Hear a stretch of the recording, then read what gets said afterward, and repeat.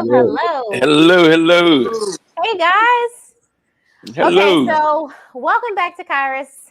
Live with Kyrus. Welcome back to Kyrus. Welcome back to Live with Kyrus. I wanted to just welcome my guests on. We've got Aaron Brave, we got Deacon Brian, Deacon Jermaine, Brian Lewis. Okay, and then you have your host, Live with Kyrus. We're back and we're doing an all men's panel, and this is just part one. So I wanted to just come on and introduce everybody, say what's up to everybody. Hey, Tremaine. Hey, Tara. Pastor Kyrus on here. Indy, Janelle, Sharita. I love you guys. And so I wanted to just say, hey. But we're going to jump in with these questions because, I kind of want to know what everybody is thinking about this whole, not a guys versus girls and not a girls versus guys, but I need to know the male perspective of some things. Okay, because there's some people who don't have a father. There are a lot of fatherless men and women out there. And so I wanted to bring you guys on tonight and get the male perspective on this thing called life. Okay, because, it can be a little tough. And if you don't have a dad or you don't have a good male role model, it's a tough situation. So we've got our seasoned gents at the top, and we've got our seasoned in a way gents at the bottom. And so I wanted to go ahead and just start off with some questions. And to all of our viewers tonight, you can go ahead and send your questions in the comments, and we'll be happy to answer them. We have some questions that people sent in to my inbox and through text. And so thank you guys for your questions to get this show rolling and to really just help somebody. Hey, Sam. Hey, Indy, Sharita, Rachel, Francine Price. Hi, guys. We love you. Pookie. Send in your questions and we'll be happy to answer them. But I have one that I really need answered first. And I think I already have a question in the comments. I'm going to ask Jermaine, if you could take this first question, that would be really good. And then I'm going to go to Deacon Brian with this one. Indy said, "What do you talk about with your best friends?" Indy, what? None of your business. He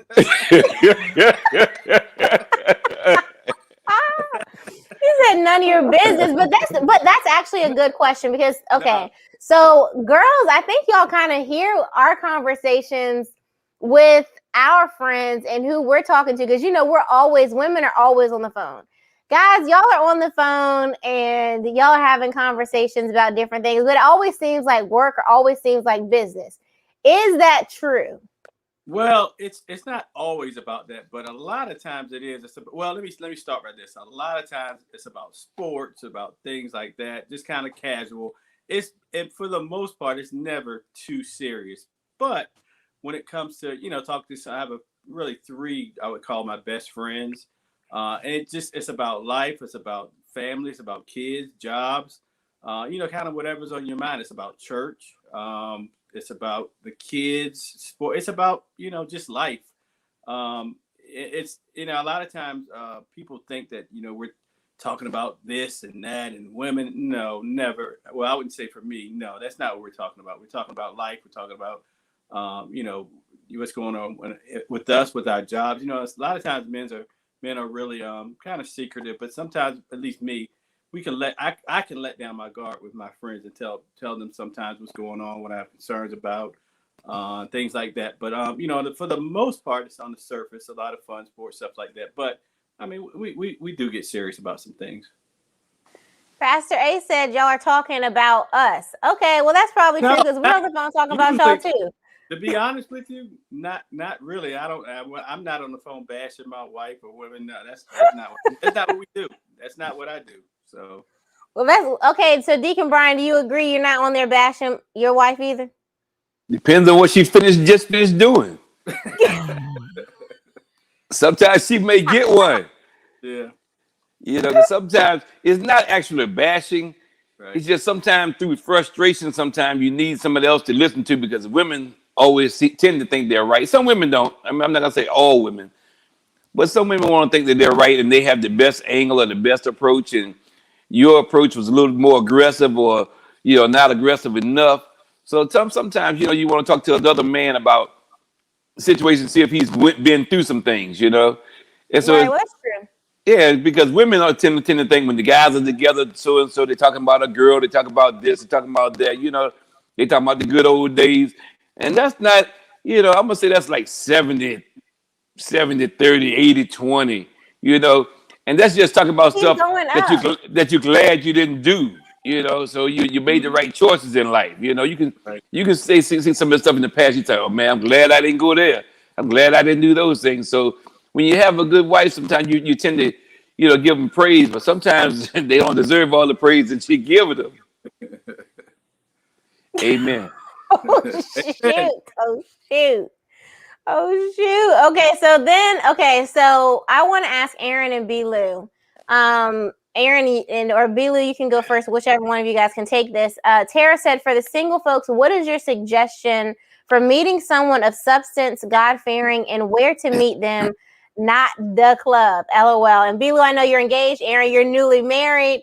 So y'all are the closest to being single. You and Deacon Brian, Deacon Jermaine, y'all have had y'all senior years taken a long time ago. So I want to know, Aaron, could you answer Tara's question? Like, give us a quick answer, and then Bilu, if you don't mind giving us your thoughts. I think the best answer that I've heard from this, because in all honesty, I met my wife at the club, so that's where we first met up at, and I think God can bring you together. I mean, in so many different circumstances, in so many different ways. Typically it kind of obviously a lot of people, we all know that. I mean, through friends groups and through friends and just being around people, and getting to know different friends. But one of the best, I thought, examples of how we should meet people, our significant others, is doing what we're called to do. I think that really kind of is probably a great route to go. I don't know how often it works, but in my mind, I feel like this works. So you doing what you're called to do, and then the other person kind of comes alongside you because they're going in the same direction. And if they're going in the same direction because y'all are both doing some of the things what you're called to do, and y'all are both looking at the cross, eventually I think the lines kind of intersect. But that's kind of like the best.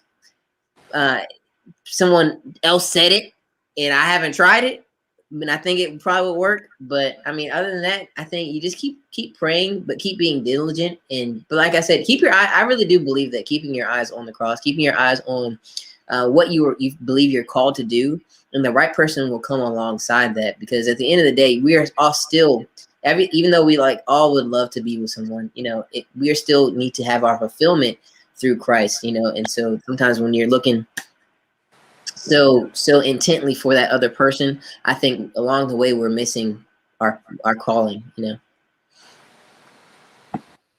Bilu, what's your thoughts? All right, What's so Aaron? me and Indy just had our engagement party this past weekend. Mm-hmm. So, I guess We're all present. Exactly, right. And I appreciate all y'all. So we got an engagement gift card, and on the card it said, I don't know how God does it, but it seems like some way we all end up getting with who we're supposed to be with. And that's not an exact quote, but it's pretty much the gist of it. And it was like, yeah, I mean, it's crazy. Like how many people you look at, they're like, man, they're really with who they're supposed to be. And it's crazy how it ends up happening. Like God always works it out. I mean, there's some unique circumstances where people are single and they're, maybe they don't feel like they're with the right person. But, God, like with Aaron, he's like, I wasn't probably going to the club searching for a girl, but Kelsey showed up, So with me and Indy, we had a crazy story. I'm not going to get into the whole thing, but I met her at the gym, and I never thought I would meet my girl at the gym training, stuff like that. So I would just say, I personally believe not to go looking for a girl, at a place that you don't want her hanging out at. Come on, Bilu. I mean, I don't want my girl. That's good advice. Personally, I mean, I wouldn't want Indy hanging out at the bar. So I'm not going to go to the bar looking for her. But Aaron was just hanging out. He wasn't there getting drunk. He was just hanging out, and then he ended up, running into her. So, there is unique circumstances, but most of the time, I would say try to go to church, try to go to a church event, maybe go to the beach, go somewhere where you think the gym. What's up, Deacon, bro? I I would tell Tara, you want to find a good man, sometimes you got to go to to different places. Like a good place to find when I see guys sometimes going in, they don't want to be there. The laundromat. They at the laundromat. So you know they're single, the woman not washing their clothes, you never know who you can meet at the laundromat. And she's got some clean clothes. I mean, she's clean. There you go. There you go. He's trying to be clean. Oh God. Okay. And You got to go. I want to say I'm also a firm believer in shooting your shot too. I mean, obviously, I'm not saying that women need to be the ones necessarily going after and pursuing, but I'm just saying in general, you know, when opportunities come along the way, I do believe in kind of just seeing what's happening here, you know, and getting to know a person, you know. Now, I do believe in keeping your guard up, because when you kind of let your guard down, then, you know, the enemy just really can try to take you away and tear you apart, you know, and get you into some situations that you probably shouldn't be in. But I think just like hearing somebody out or hearing them out, or, you know, just kind of like seeing what they're all about, and, you know, testing the waters in a sense of like, hey, okay, yeah, we can go on a little coffee date. That's cool. You know, we're just talking, you know what I mean? Not because I think a lot of women too, if a guy comes up to her and shoots his shots like, hey, look, I'm just trying to talk to you, blah, blah, blah, blah, they will get around their friends and bash the dude for trying to holler at him or whatever, you know, and act like it's the worst thing in the world. But then you be like, well, I wish somebody would come talk to me, come say holler, you know? And so it's like, shoot your shot and test out some water, see what's happening. But, you know, also keep your guard up at the same time, you know, because not every guy is a bad guy out to get you. Sometimes the people that approach you, you know, they could be that person, you know, and be open-minded, not in a, I'm letting my belief system go open-minded. I'm just saying open-minded to like, hey, this could be the guy that God is placing in my life, you know, as long as his ideals align with scripture and align with the word of God, you know. So I know this is a man's panel, but I do think you do have to get out there, and I think be available and look available and not look so preoccupied. I mean, you can still be looking for the Lord and keeping your eyes on God, but like if you don't ever go anywhere, you might not meet anybody. And then I'm okay with a guy shooting his shot. Okay, but when I turn you down, it's when you get disrespectful. That's when I'm not okay, and we got something to talk about. That's the issue for me. But if you need to shoot your shot, shoot your shot. You know, I mean, do what you feel confident enough to do. Aaron told me a long time ago, it takes a lot of confidence for a guy to walk up to a girl. Don't make it worse for him and be a jerk or whatever, you know, so you can respectfully accept, maybe get some coffee or go to the gym, you know, go to the laundromat, you know, do some different things. Or, you know, turn him down. Jermaine, I want to ask you, Pookie says, Jonelle Bale says, what exactly did you look for in a woman when you were looking for a mate? And she said, I hope she worded this right. So Jermaine, what were you looking for when you were originally looking for a mate? Well, I wasn't looking, first of all. Wait, so you just tell us about that? Oh, shoot. No, but seriously, I think at least what I found was, I think somebody that's passionate, somebody that obviously loves the Lord, that you know, cherishes family, just good morals, values, things like that. I mean, I think it's tough. You know, when you're looking for someone, you're not going to see all that at the beginning. You got to really kind of get to know them a little bit. But some of the things that just stick out, you know, it's not looks and things like that, but you can kind of tell from when you talk to someone about just what they're about, if they're a good person, you know what I mean? So I don't know. I hope that answers your question, Pookie. That was good. That was a good response. Pastor A said nowadays you do need to be careful about, women are very sensitive about men approaching them. And Sharita said, no, he wasn't. She said, come on, church. Say your wife is on here. Your wife is on here. Okay, so I'm going to ask Deacon Byrne this question. Daddy, what does it take for a mature man to date me? That's one of the questions, and we're answering all questions tonight. So I need to know from my father, what is it that you would say it takes?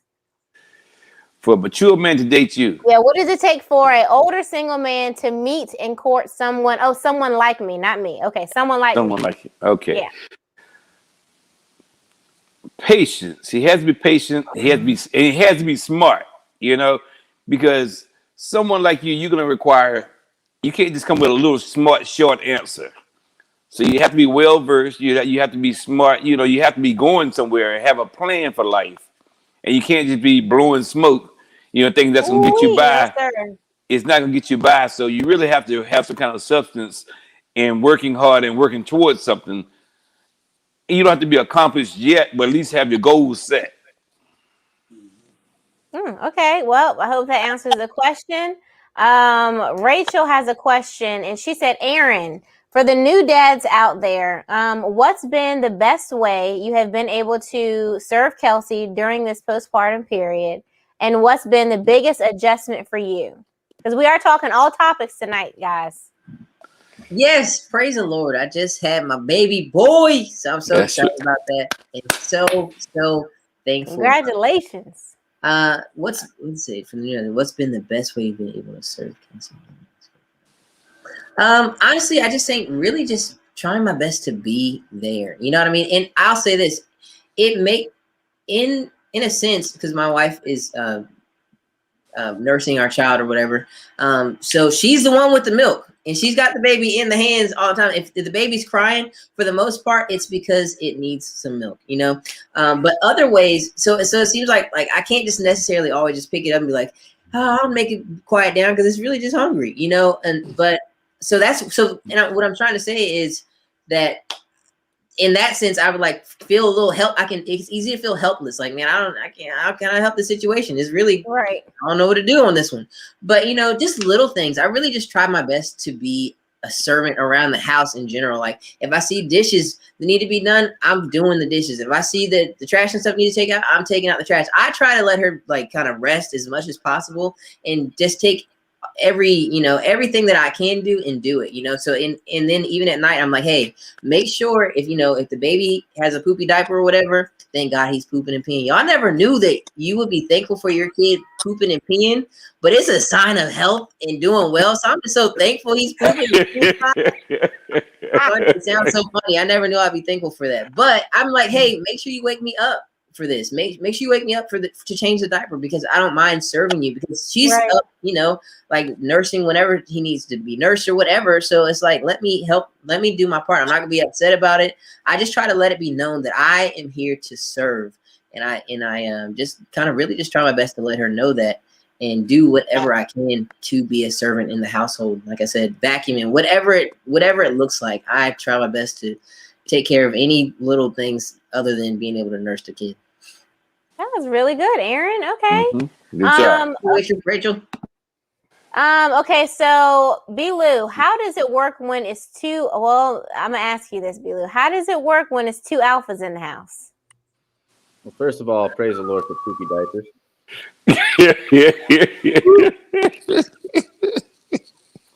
Man, all right. So, first of all, Indy is a very independent woman, and we don't live in the same house yet, but that's actually a conversation we've had a few times, because she always jokes with, Aaron and Bree and, her dad about being, she's like, I'm a boy, she's deep. She's the man. She's the son.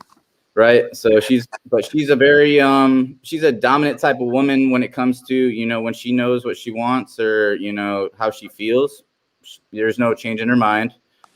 She's like, I don't need you. I'm supposed to be there to enhance her, So as far as, but I have had to talk with her about, as a man, I do want to feel like I'm the man of the house when we're married, but at the same time, I have to earn that respect, So I think, listening to her and making sure that, you know how she feels, and at the same time, you're proving to her that she can rely on you and stuff like that.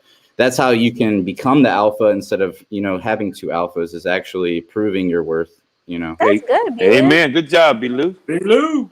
That was good. Okay, so Jermaine and Deacon Burn. Jermaine, what would be your answer to that? Because I know like B-Lou's on his way. So Jermaine, what's your thoughts on two alphas in the house? Because I know your wife and she's a strong, independent woman, but she does love you and honor you.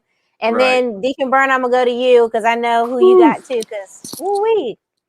Yeah, I think it's actually Brian had a really good answer. It's not about two alphas battling back and forth. It's about working together, as a team. So I think if as long as each person respects each other and understands and is able to kind of talk and work through those things, it's fine. I think as a strong, like my wife, for example, a strong personality. As a man, I may not be an alpha in a sense, but I'm the head of the house, so she respects that. But like Brian said, you have to earn your respect. You have to earn it. So she has respect for me, and I let her do her thing. But it's about communication, teamwork, and things like that.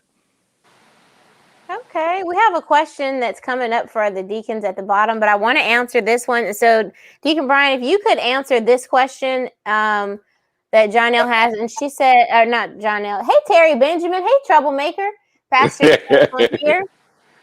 He said, is it possible to date two people at the same time? Deacon Brian, what do you think about that? Well, when I was single, when I met y'all's mom, I had like 4 other people, But at the time, I was single and everybody else was single, and right. I had ground rules. You know what I mean? Okay. And I was never lying, so I wasn't telling someone you're number one, you're number one. We're just hanging out. Right. So if you're actually dating someone and you actually have a commitment and you actually have been promising this or lead them on, then you're going about it wrong. Because I'll tell people, I'm not gonna lead you on. I'm not telling you we're gonna get married. We're gonna go somewhere. This is gonna be house with picket fence and kids. We just hanging out, getting to know each other. And they knew they wasn't the only one. Because I'm saying, hey, I got other stuff to do.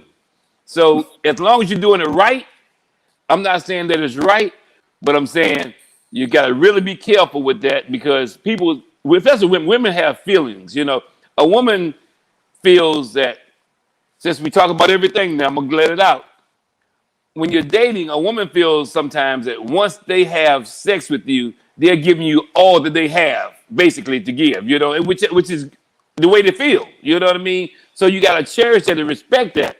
So back when I was coming up, I wasn't in church like I am. So they would tell, if I was going to have sex with them, they would tell me something like that. I said, wait, I'm giving you all I got too. We in this together, But that was wrong since I found Christ and changed my life. That was really wrong.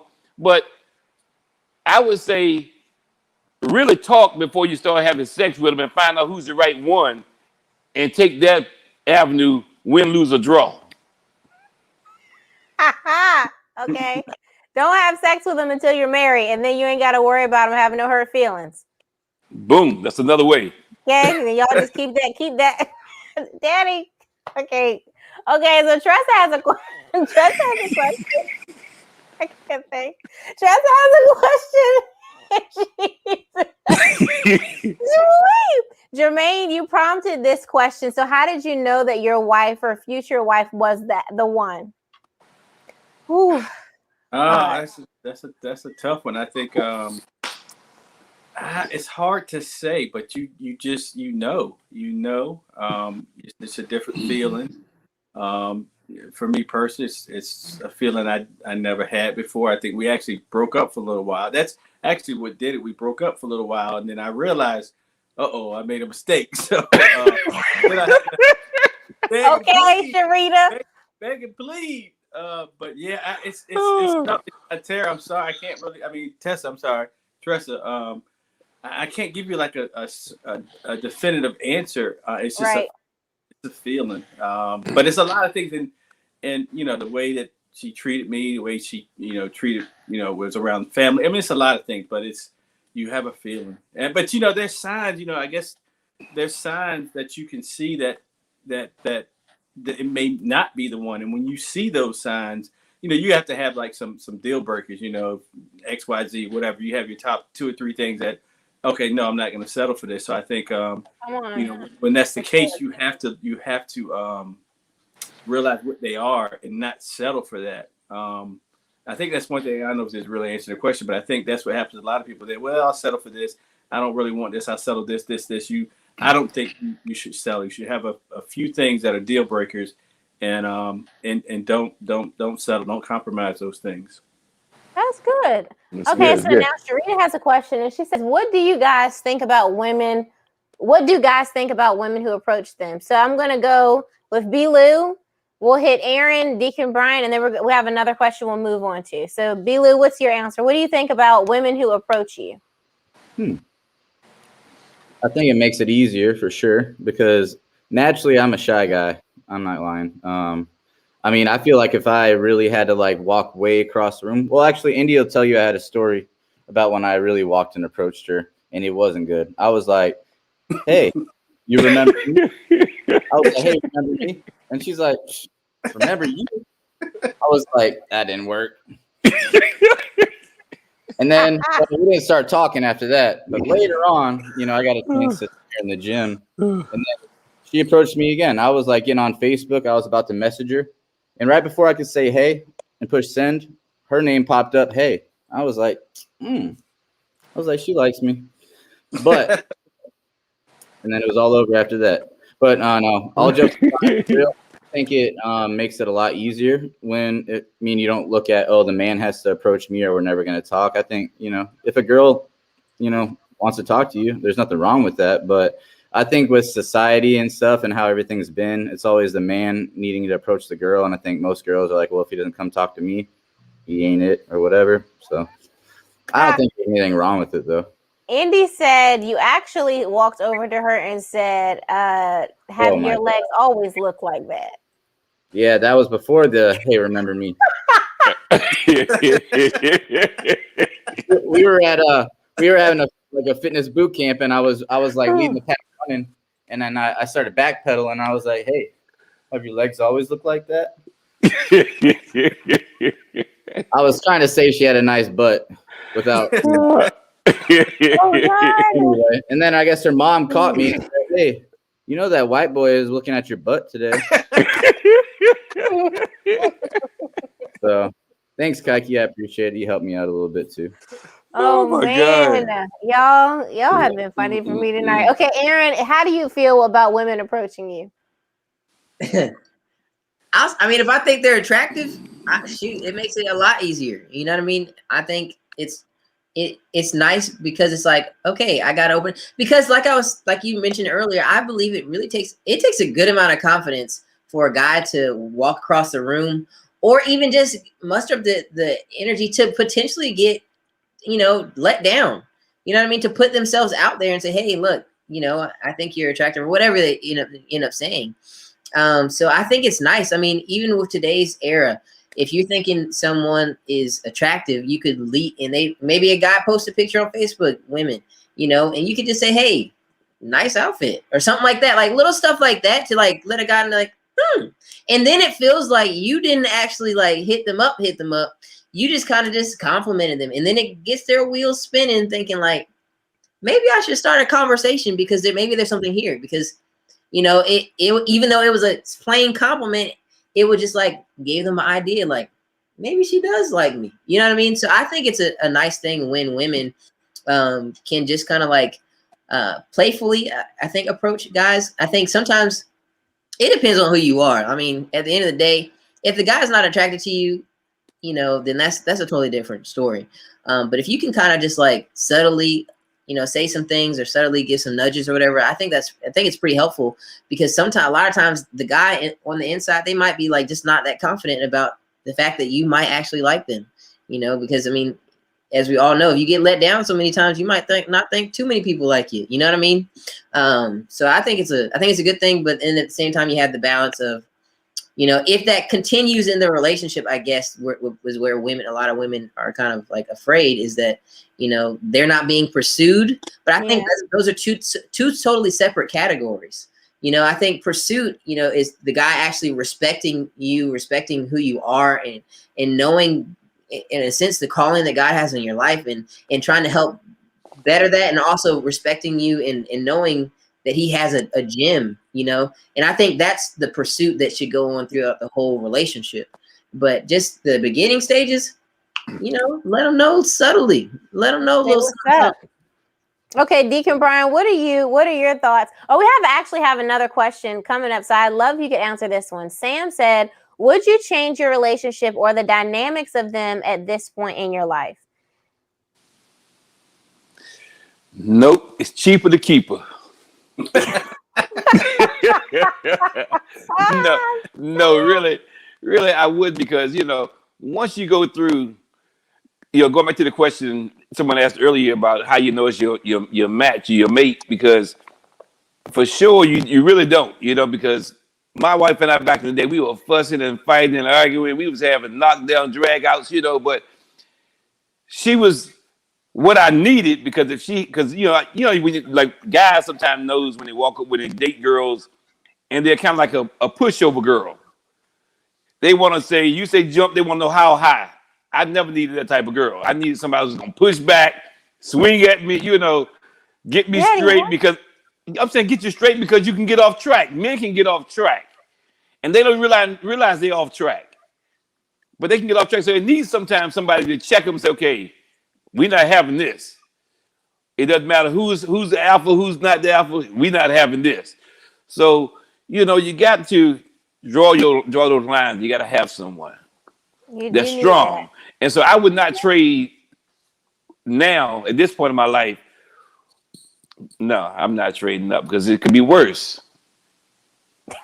It could be worse, because it could be worse. You don't know. I'm gonna stay with old Faye. I know she's praying for me. I know she loves me. We don't always see eye to eye, but she's still there 60% of the time. Jesus. Woo! God, 60%. Y'all, okay, this is too it's much. Better than 50. Okay, so I have a question. Okay, so it says question for Deacon. I don't know which one, but either way, so we're going to answer this question for Derek Hall. First Lady and yourself are a seasoned couple, living the life and have a strong relationship. What advice can you give a younger man than you that has been single for almost 10 years now with a son, find a strong, equally yoked woman these days when they have been out of the dating game for the past 10 years? Jermaine, can you take this one, and then Deacon Brian?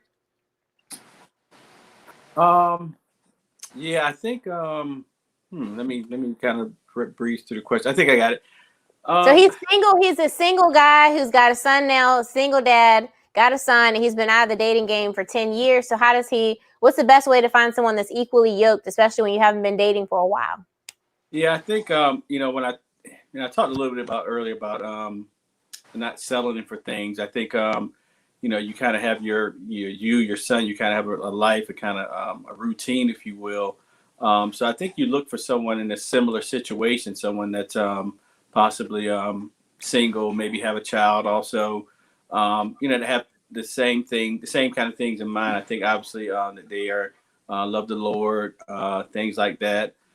I think important to probably take it slow, and just make sure that I think what's important is you have to like things, like goals, like things you want in life. I think that's important. And just I think you have to a lot of times maybe I've never been in a situation, but you have to kind of start to put yourself out there. I know you're kind of reserved. You've been kind of living this life for so long. You kind of set in your ways, but you kind of put yourself out there a little bit. Take some risks and things like that, but not compromising your ideals and things like that.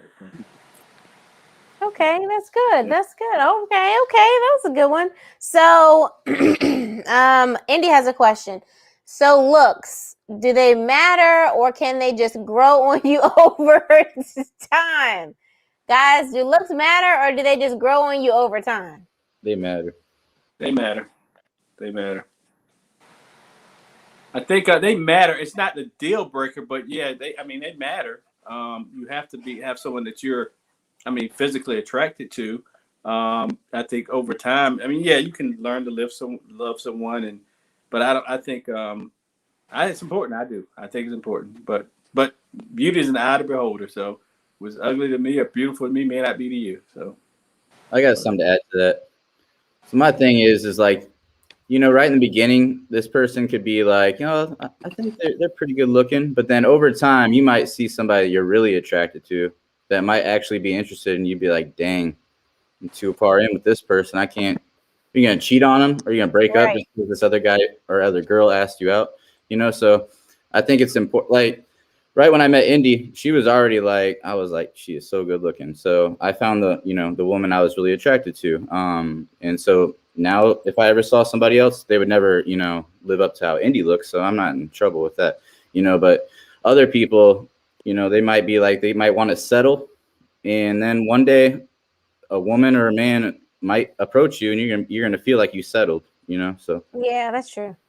Okay, so that was good. That was good. Those are good answers, Jermaine and B. Lou. I have a question. Okay, so Sam said, do you all ever have past? Do you all ever have past? I think she's saying, do you ever let past relationships invade your current relationships? And if so, do you shake it off, or does it cause underlying issues? Aaron, do you let past? What do you think about letting past relationships go? Like, do you shake it off, or could it possibly cause underlying issues? Like, if you're still holding on to that? I think if someone is still holding on to those things, then yes, I think, the Bible even tells us that we're not supposed to be dwelling on the things of the past. We're just really, we're not supposed to be dwelling on the things that are, because if you got broken up with or whatever, or it's a bad relationship that happened, you're not supposed to be dwelling on that because you got something great right here. You're not supposed to be thinking about that. But so, I mean, at the end of the day, I think we all have brains that keep memories, whether we want them or don't want them. And those things will, pop up in our heads or whatever it is. But I think it's everyone's duty in the relationship, to not dwell on those thoughts, because when you start dwelling on them and staying there, then it for sure, will have, an effect on your relationship that you're having right then and there. You know what I mean? It's at the end of the day, I think everybody who has been in a relationship before they were married or whatever, guy and girl, you will think back on some things, or you think back or whatever, which is another good reason why we shouldn't be having sex before you're married, or you really should be guarding your heart, because it just proves how truthful the Bible is about telling us to do those things. And, in our adolescence, we think, what the heck is this about? This doesn't make any sense. Why would I do this, or why would I do that? It just proves the truth that the Bible is so true about guarding your heart, because those wounds and scars can really take hold of you, especially when you dwell on them, because the enemy is going to put those, those thoughts in your mind that, and you just got to do your job of thinking on the good things, thinking on the things, and being thankful for the things that you have, because, the enemy of all relationships, I believe, is envy, and looking for something else. So yes, it can definitely have a bad relationship on a bad effect on your relationship, and it can cause underlying issues if that person is staying and dwelling in that past situation and not renewing their mind with the word of God, which says he who finds a wife finds a great thing. So you got to continually tell yourself that you have a great thing. You have to make yourself be pleased with who your wife is. Start thinking about all the good, and husband, start thinking about all the good things that they have for you, you know what I mean? And that are doing for you, all the great things that you can be thankful for, because, like I said, those negative thoughts, they'll pop in anybody's mind. That was good, Aaron. That's okay, good. So we have a question. Oh, sorry. Somebody has something to say? I want to ask this question about, what if someone told you that God said, you're my spouse? What do you do? So if God says you're my spouse, how do you guys handle that? Because I know how a lot of women handle it, but men, how do you handle it if someone says, oh, I'm supposed to marry you? Like, how would you handle that? Or how would you advise someone, a young woman or a young man, to handle that situation? Deacon Brian, you want to go ahead? I knew I was getting called on for this. Well, Daddy, that's happened to me. That's happened to me a couple times, and you've given me really good advice about it. So what would you say? Well, I'm just saying, for one, you have to know who's making that statement, and if they're God-led, for real, for sure. Come on. Because back in the day, your mom told me the same thing when she was writing Kyrus Whitehurst on cards and on money. I said, what are you doing? You know what I mean? So I didn't have, as a man, I didn't have that sight. I was thinking about something else, and she had sights on the long run. And, I wasn't where she was as far as equally yoked. So I wasn't thinking God was talking to nobody about this right now. This is not the time for God to be talking to you, But apparently she knew more about it than I did.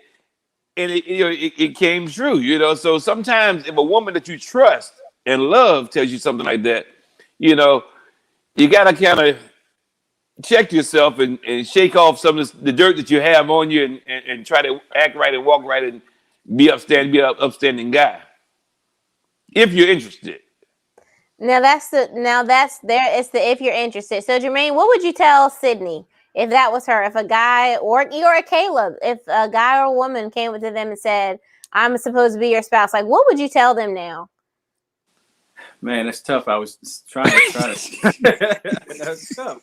I think I think Brian made a good point, but I think it's what has God told them also, what's in their heart,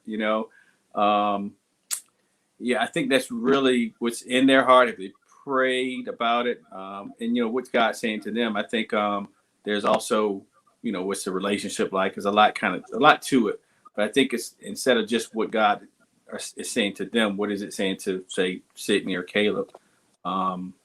Yeah, that's about all I got on that. I don't know. That's a good one. But I do think you need to look at the dynamics, because you can hear the Lord say, someone can tell you the Lord said X, Y, and Z.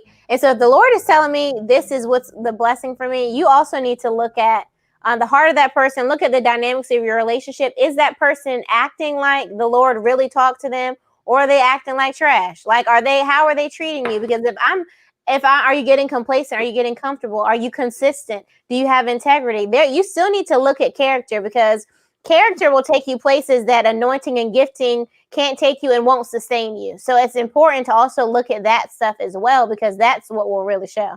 Aaron, you had something you wanted to say? Yeah, I mean, I just think, like Jermaine said, I didn't hear that from God. Did God tell me that? You know what I mean? And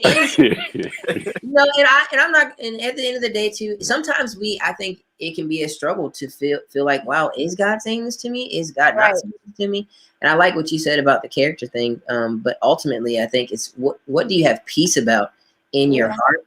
And I mean, it's just one of those things that, like, if somebody tells you that they heard from the Lord, I need to hear from the Lord too. And and if they're not honoring all what they felt like the Lord said, then that's what I was really wanted to say too. I just came back. Light bulb.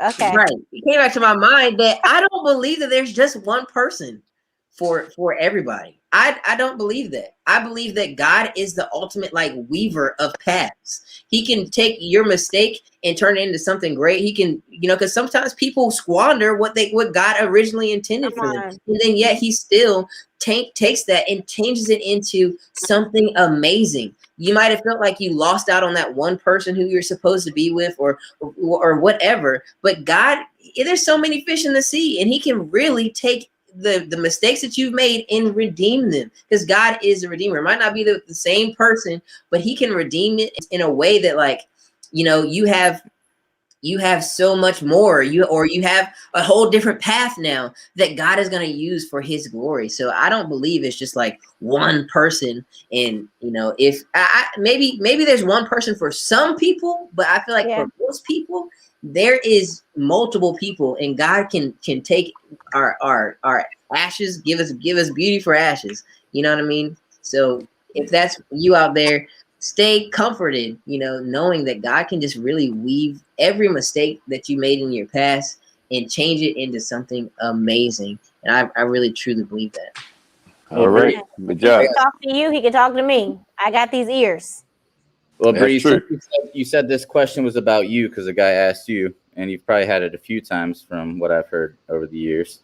So I think you have to really, have discernment on who's telling you that, because one thing, Bree, you always talk about God on social media. So someone already knows you have a weakness for God. So if they say, God told me this, you're like, oh, really? So, I think that you got to realize if the guy is actually a genuine type of guy or not. too. Yeah. You know? So, and then get to know them. And, you know, I'm not going to be like, oh, really? God told me that we're supposed to get married? Okay. You know, so, and you're not even that type of person anyway. So, And ain't. yeah. So You just know, have, I'm like looking like this. I got my ears on. I asked for some extra hearing aids from the Lord. You know, I'm trying to get all the senses. Like, Lord, show all the signs. So we have another question from Crystal, and she said, "Why does it take a man so long to ask you to marry him?" Okay, so we're gonna go with the older men. I'm gonna go with Jermaine. I need to know real quick. Why does it take a man so long to ask a woman to marry him? I think really the biggest reason is because they think they're going to lose their freedom, lose their Okay, man, that's good. lose their friends, lose their ability to kind of do their own thing. You know what I mean? I think that's it. They you can love a woman, you can be committed to her, faithful, the whole 9 yards. But it's something about marriage that you can't. I mean, it's the total opposite. You think you're losing something, but you're gaining. You know, so Come much. on, Jermaine, church. Reach. There you go, boy. I think where was I? I'm sorry. I think yeah, you just think you're losing something, but you're gaining so much more. So yeah, I think that's it. Okay, so Deacon Brian, what are you thinking? Why does it take so long? That was good, Jermaine. Well, I'm gonna tell you what my granddaddy, I think, told your mom. Oh, God.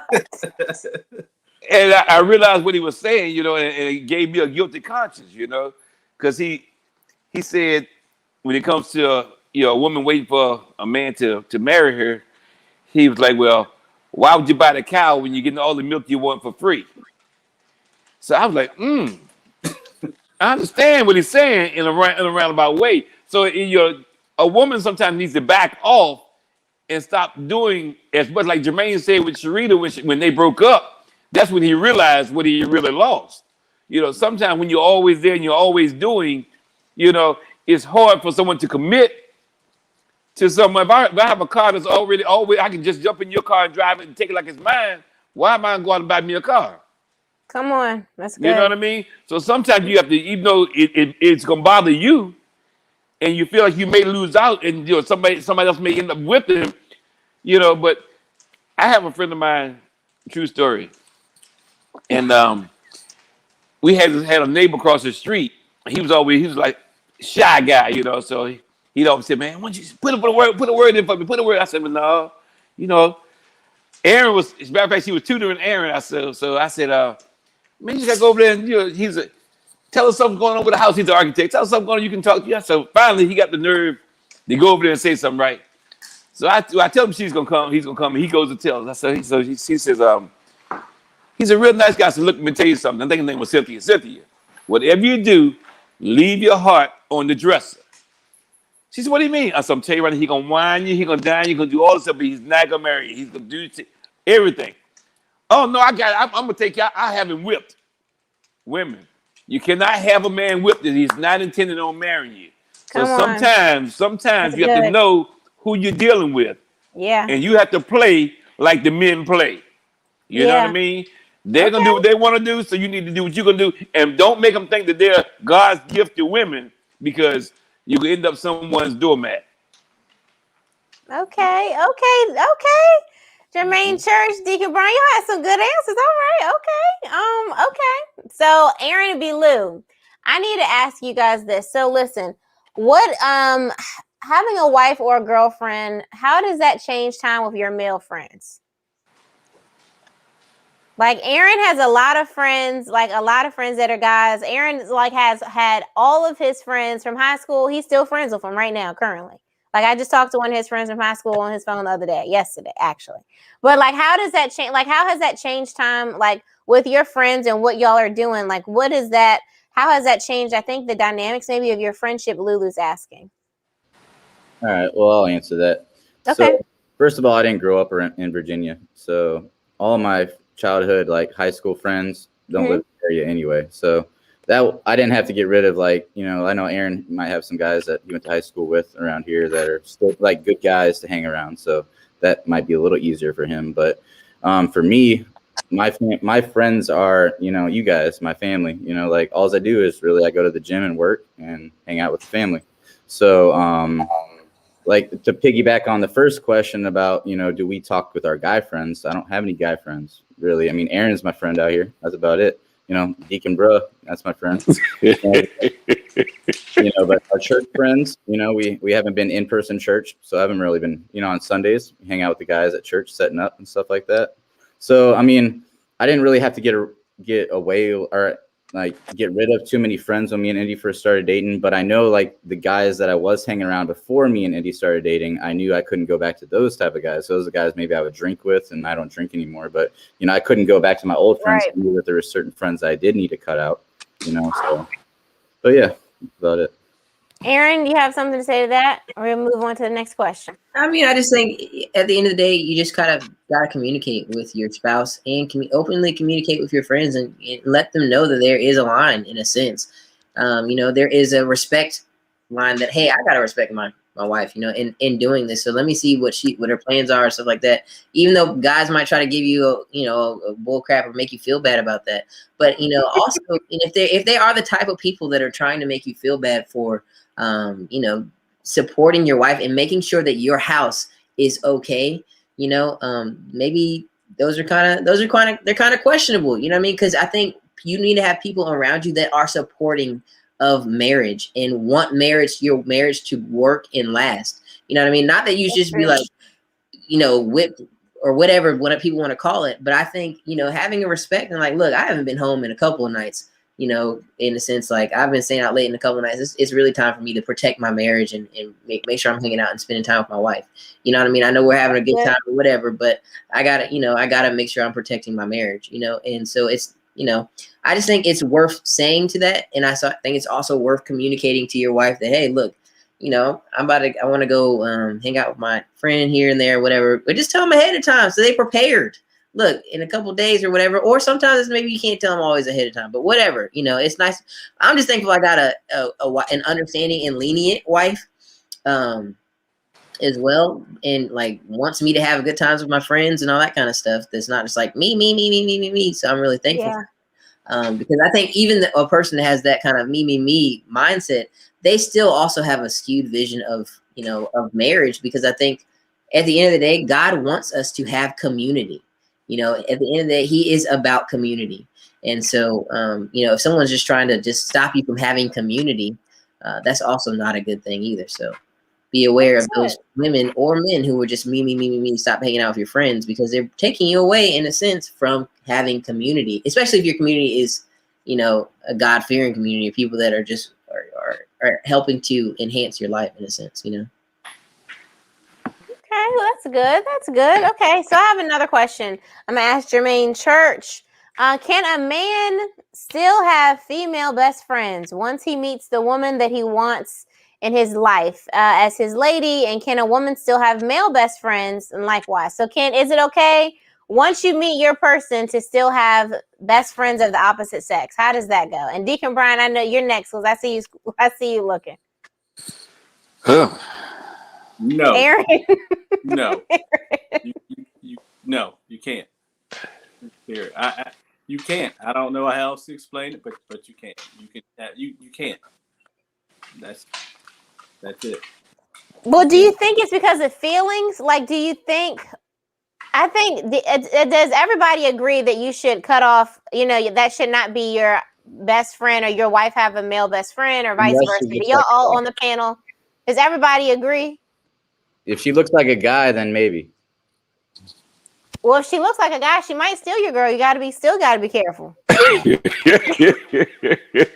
hey, it don't matter. She can look like a guy, but it don't matter. I've had a best friend that was my girl since middle school, Kathleen. We have never kissed, never did anything out of the way. She's always been someone that would give me good advice, try to keep me out of the trouble, tell me leave this one alone, leave that one alone, And to this day, she's still my good friend. You know what I mean? She can come over the house. She know my mom. She over mama's house. You know what I mean? My kids used to go over her house when they were little. So that's just the way I was. Now, as far as my wife having a best friend that's a guy, I felt a little different about that, because she was a very attractive girl, and I felt they had a different motive. But then she had this friend named Kevin Kevin Sykes, the pastor now. You know, so she said they grew up best friends. So what can I say? I was like, okay, you know, you used to ride on the handlebars. That's your friend. That's your friend. So she called Kevin. They talking. She just called Kevin and they talking. You know, I'm not really sweating that. But them other cats used to be hanging out around the corner and coming to my car door. No, we won't having that. Okay, the corner and the car door. They were at a gas station. Some people that knew my mom saw my mom was sitting in the car, walked over and said, "Hey, how you doing?" My dad is in the store and comes out and was like, "Tell him to get away from my car." She was not like on a corner. She was my window up. Oh my God, Daddy, immediately, if not sooner. Oh my gosh. So basically you're saying it's okay to have Kathleen and then but actually you know Kevin and so you've gotten to know them. So does it make does it make a difference because you know Kevin and love Kevin? So does it make a difference? And he's my godfather. So does it actually make a difference when you know that person or you get to know the best friend? Because I feel like if you're my spouse's best friend, you need to now become my best friend too, especially if you're a woman or if you're a man and you're talking, does that make a difference to you guys or is it kind of just all open? It makes a difference to me because it's like if it was Kyrus's something or Kevin's something and Kyrus said, well, I'm going out and see Kevin do so and so and so.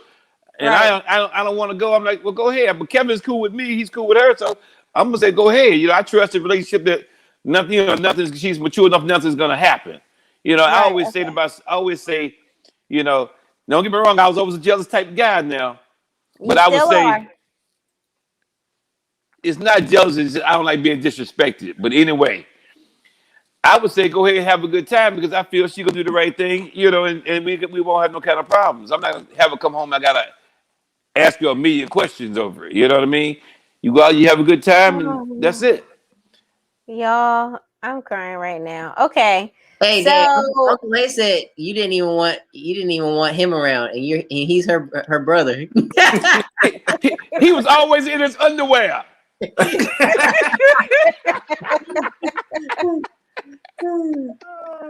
Okay, y'all are hot. Y'all are a mess. So we're getting ready to everybody's names, huh? You just start giving everybody. Yeah, it's a lot of names. It's a lot happening out here.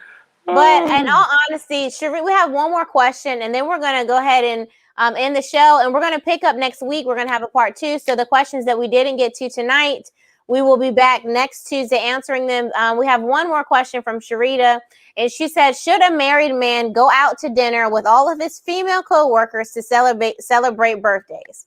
How do you guys feel about co-workers of the opposite sex and then spending the after office hours together? Bilu, what are your thoughts about that? I say definitely no. And I don't like that whole work husband, work wife thing. That's a little interesting. I don't like that. I mean, what's the difference? So they work with you? Like, you're with them all day long. There's definitely some chance of attraction for sure. So then you're going to go sit at dinner and chat and laugh and, have drinks possibly. Who knows? I don't like it. So, okay. So you're saying no to the birthdays, but what about if your spouse is there? Like, then I guess this is a question that we've seen throughout the comments about just being your spouse, male or female, whichever one, being around opposite sex at a certain time. Does it make men more comfortable if they're there and if they're present? Well, so to Sharita's question, do you think that if you're going and your wife's around all her co-workers, does it make you feel better if you're more does it make you feel more comfortable if you're going? And then Jermaine, and I want to hear what you have to think. What you have to say. You're saying what? Can you pop the question back up? Maybe I didn't. She said, is it okay for your spouse to go out to a birthday dinner with all his female coworkers? So he's the only guy in this scenario. But the spouse is there or no? It's just the spouse is not there. Yeah, no. Okay, so a man should not be going to dinner with all female co-workers to celebrate birthdays. Jermaine, what are your thoughts? I plead the fifth. Sorry. What's wrong with that? I plead the fifth. What? He's pleading the fifth. Okay. Those what's the Channing Tatum thing? Jermaine. No. If everybody's there, okay, they're there with them every day at work. But they can all rub them down at the same time. No. They're there every day at work, all day together. You know what I mean? Mm-hmm. I don't see nothing wrong with that. You know, especially if they know you got a wife. You know what I mean? You got your pictures all up. You know, They want guys to have a wife even more. no. Well, that's true. There are some women who are extremely attracted They're like, to. Oh God, Sharita said, "I bet you do plead the fifth, Jermaine. Jermaine, plead the fifth, Jermaine." keep yourself out of situations. But I do think it's touch and go. I think it depends on your marriage. It depends on your household. I think communication is always going to be key because you don't want that other person to feel insecure. Now, if you are insecure, there are some things I'll never be able to do to make you secure. There's just some stuff that I'll never be able to do. But I think if it's within your control, you should always let them know. Like, okay, so if you feel better about it, I'll come with me or meet them or, get to know who they are, because that does make stuff more pleasant. It makes it easier at home. So Jermaine, Right. you plead the fifth because you're at home, so you plead the fifth, Jermaine. Deacon Brian, I know you're not worried about pleading the fifth. I think it definitely depends on the situation too. Like who's all there, stuff like that. Who's all there? Is it like, is there going to be some women family members of your wife there? Or I don't know. There could be a lot of different things, Okay. So Pastor Kyrus said, she's talking to you, Deacon Brian. She said, your granddaddy had 2 families, so we can't listen to what you're saying about certain things. Okay. Didn't Aaron say about communion? You gotta have communion. No. I don't think that's what Aaron meant. I don't think that's what Aaron meant at all. Okay. But the question wasn't at that time. That's not what she was talking about. It was, how do you know, about what takes a guy so long to ask a woman to marry her? That was the question. That was not the question. That was the question that I replied to about my granddaddy. Oh yeah. Okay. You're right. Yeah. So that was a totally different question there. Yeah. Don't listen to your mama like that. Oh boy, this is just too much. It's too much. And Tremaine said his wife could go to dinner and bring him back some lamb chops. Bring me back some too, boo. Okay. No, I mean, I'm gonna go to dinner. We gonna all go to dinner. I'm just gonna get a doggy bag to go. But I'm just saying, it just depends. Everybody handles stuff differently. But I appreciate you guys being on the show tonight. I love you guys, and we're gonna go ahead and pray out. Jermaine, would you mind praying us out tonight? Sure. Thank you. Lord, we just thank you for this day. We thank you for allowing us to join together again, just to be in your presence, to be able to communicate, to help build relationships, Lord, build relationships with our marriages, those who are looking for marriage, looking for answers to their prayers, Lord. We thank you. On the panel today, we thank everyone that viewed today, all the questions that were asked. And if we didn't ask your question, just look to the Lord for answers. We just continue to bless your name, Lord. We thank you again for all your blessings, Lord. We ask these things in your name, Jesus' name. Amen. Amen. Good job, church. Well, thank you guys so much for being on this panel. We're having part 2 of our All Men's panel next Tuesday, right here at 7. So catch us back on Live with Kyrus next week and bring those questions. And if we didn't answer them, we're sorry. And like Jermaine said in his prayer, just ask the Lord, talk to God about it, and then come bring them back to us next week, and we'll be happy to get to them. We love you guys. Have a great night, and we'll see you next week. That's simple love. It's the back rubs and kisses in the evening, and the silly things you say just to make me laugh. Look me in the eyes and say you'll never leave me. Give me love, give me a girl. Yeah.